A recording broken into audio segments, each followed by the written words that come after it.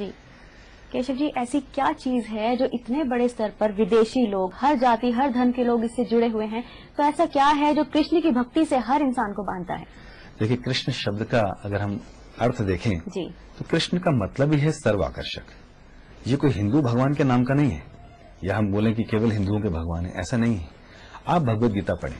भगवत गीता में भगवान श्री कृष्ण ने कहा कि सभी आत्माएं मेरे अंश हैं और मैं इनका बीज प्रदा पिता, मैं इनको बीज देने वाला पिता हूं। भगवान ने कहीं पर भी हिंदू, मुस्लिम, सिख, ईसाई ऐसा कोई संदेश नहीं दिया। उन्होंने कहा कि सभी जीवात्माएं मेरी अंश हैं। तो अगर आज उस संदेश को लोग पढ़ रहे हैं तो वो समझ पा रहे हैं कि ये संदेश तो वास्तव में आत्मा और परमात्मा के संबंध के विषय में बताता है, ना कि किसी जाति में कन्वर्ट होने के लिए, ना कि किसी पर्टिकुलर संप्रदाय या समुदाय को आगे बढ़ाने के लिए नहीं। प्रभुपाद जी कहते थे कि अगर आप मुस्लिम हैं तो 5 वक्त की नमाज अदा करें और भगवान का धन्यवाद करें, उनके नामों का उच्चारण करें।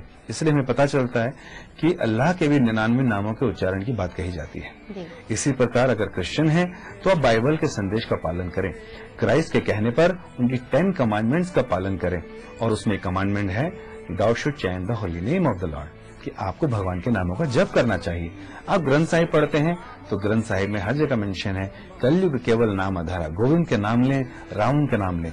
और अगर आप वैदिक शास्त्र और कलि संतरण उपनिषद इत्यादि पढ़ते हैं तो उसमें लिखा है कि भगवान के पवित्र नाम अर्थात हरे कृष्ण कृष्ण कृष्ण हरे हरे, हरे राम राम राम हरे हरे, इन मंत्रों का उच्चारण कर कर हम भगवान की कृपा ही नहीं बल्कि भगवान के प्रति प्रेम भी अपने हृदय में डेवलप कर सकते हैं।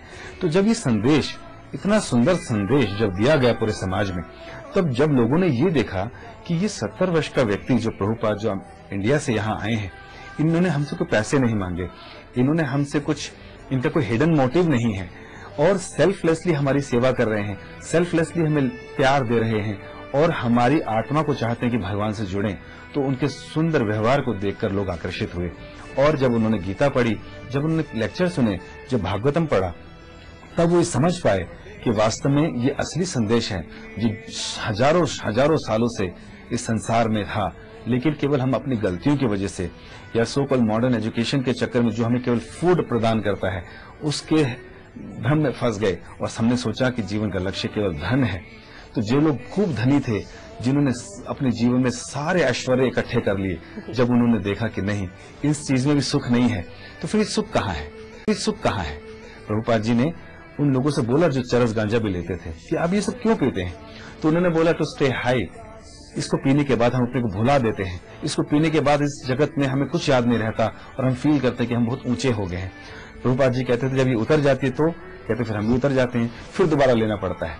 तो प्रभुपाद जी कहते थे अगर आपको मैं एक ऐसा ड्रग दूं या एक ऐसी चीज दूं जिसको पीकर तुम हमेशा के लिए ऊपर रहोगे, अर्थात हमेशा आनंद की स्थिति में, you will stay high for ever, तो मेरे पास आओ, मैं आपको दूंगा। तो सब लोगों को लगा अच्छा ऐसा कुछ है।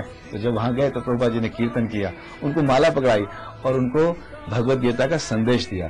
उसका जप कर कर, उसको सुनकर लोग इतने अचंभित हुए, लोग इतना सुंदर ढंग से करने लगे कि धीरे धीरे पवित्र हो गए। इसलिए आज पूरे विश्व में कहीं पर लोग काले गोरे का भेद कर रहे हैं, कहीं पर लोग जाति का भेद कर रहे हैं, लेकिन आप इस्कॉन में देख सकते हैं हमारे मंदिरों में हर जाति का, हर कलर का, हर कास्ट का, हर क्रीड का, धनी गरीब अमीर हर प्रकार का व्यक्ति आ सकता है। हमने किसी को मना नहीं किया।